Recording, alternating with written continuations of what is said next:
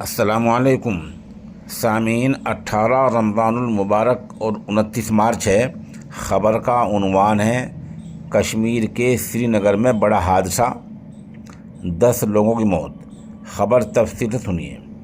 जम्मू कश्मीर के श्रीनगर हाईवे पर देर रात तकरीबन 1 या सवा बजे ज़बरदस्त सड़क हादसा हो गया है, जिसमें 10 लोगों की मौत हो गई है।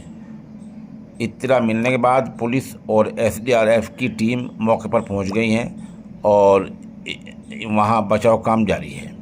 इत्तला में बताया गया है कि ज़िला रामबन में जम्मू श्रीनगर कौमी शाहराह पर एक एसयूवी कार फिसलकर गहरी खाई में गिर गई। बताया जा रहा है कि कार तकरीबन 300 फुट गहरी खाई में गिरी है और ये 1:15 का वाक़या है।